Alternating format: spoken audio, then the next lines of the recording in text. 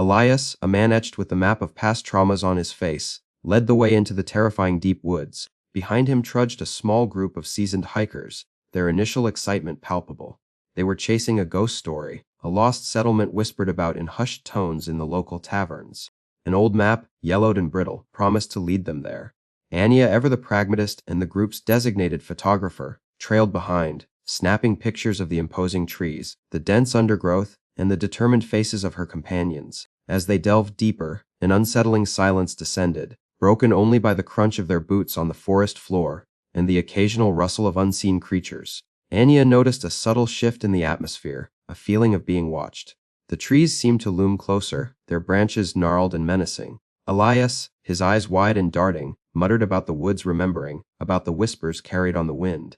Anya dismissed it as nerves, fueled by the local legends, but her camera lens seemed to pick up on something more.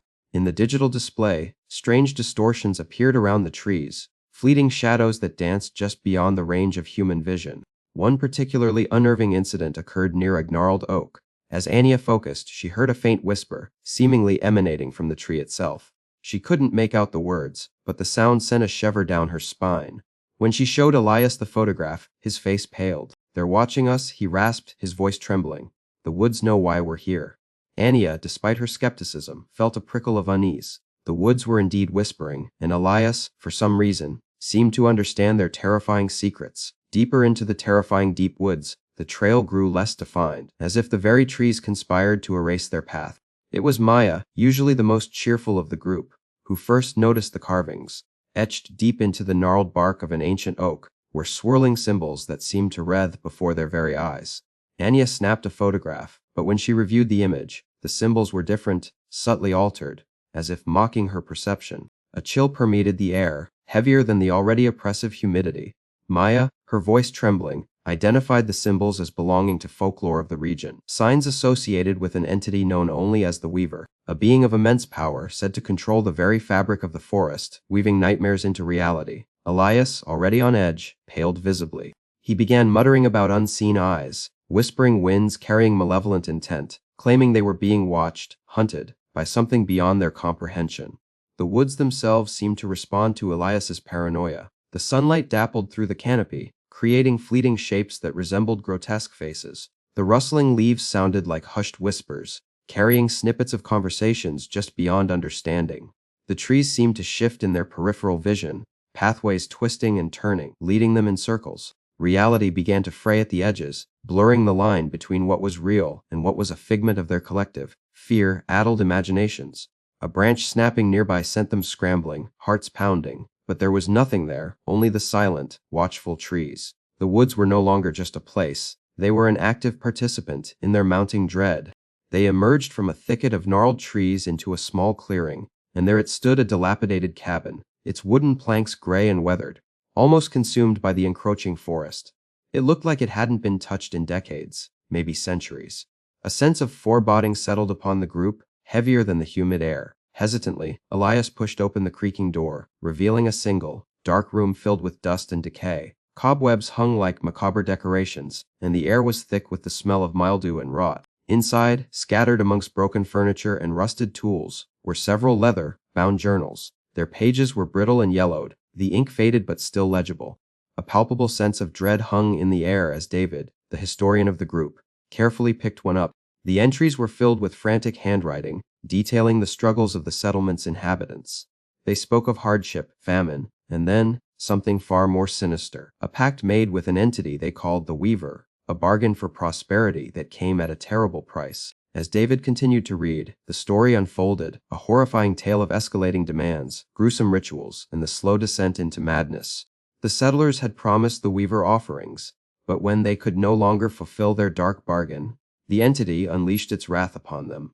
The journals described grotesque transformations, unspeakable acts, and the complete annihilation of the settlement. David discovered a ritual described in the final pages, one that could either appease or enrage the Weaver further, a chilling choice that could determine their own fates. The setting sun bled crimson across the horizon, painting the gnarled trees in hues of blood orange before plunging the terrifying deep woods into an inky blackness. As darkness descended, the forest floor seemed to writhe with unseen movement. Every rustle of leaves, every snap of a twig, amplified tenfold in the oppressive silence. Around the flickering campfire, the hikers huddled together, their faces illuminated by the dancing flames, but their eyes betrayed a growing unease. Nightmares, vivid and disturbing, began to plague their sleep, visions of twisted figures in suffocating darkness, leaving them gasping for breath and clinging to the edge of sanity. Anya, driven by her need to record events, snapped photos, each flash revealing shadowy figures lurking just beyond the firelight, their forms indistinct but undeniably present. The air grew heavy, thick with an oppressive energy. The Weaver, a presence once only whispered in folklore, began to manifest, its power surging with the encroaching night. A cold wind swept through the campsite, carrying with it the scent of decay and the faint whisper of forgotten languages. Elias, his eyes wide with terror, frantically began chanting an ancient ritual, his voice trembling as he fought against the encroaching darkness. But the woods themselves seemed to conspire against him. Twisted vines snaked out from the undergrowth, tripping him, and the campfire sputtered and threatened to extinguish, plunging them into complete darkness. The Weaver was strengthening, and the hikers were trapped in its terrifying embrace. The trees abruptly cease their rustling as they enter a circular clearing, bathed in an ethereal, silver light, unlike anything they've seen before. Elias, eyes glazed over and a strange smile plastered on his face, gestures towards a stone altar at the center.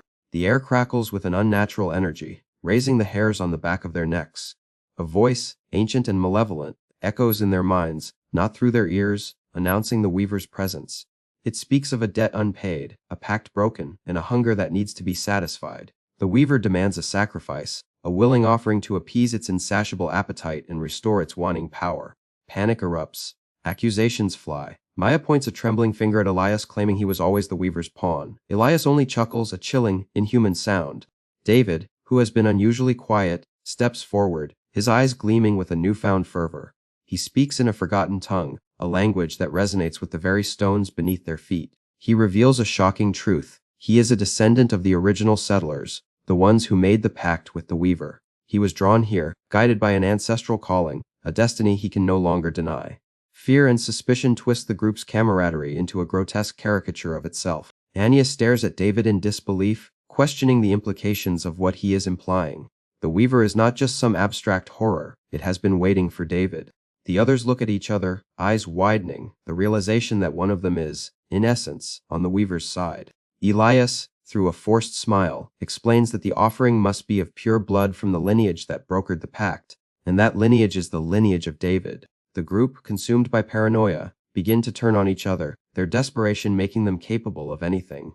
Anya, her camera now a useless weight in her trembling hands, watched in horror as David's eyes rolled back, replaced by a vacant, chilling black. He spoke, but it wasn't his voice. It was a guttural rasp that echoed the whispers of the woods. He moved with a disturbing grace, no longer the hesitant historian, but a puppet dancing to an ancient, malevolent. Elias, or rather the twisted mockery of him animated by the Weaver, stalked towards Maya, his eyes burning with an unholy light. Anya knew she had to act, had to use something, anything, to break this nightmare. Her mind raced, sifting through fragments of folklore, half-remembered details from David's frantic translations, anything that could offer a sliver of hope. But the Weaver was anticipating her, its presence a suffocating blanket pressing down on her, stealing her breath and clouding her thoughts. The transformation was agonizing.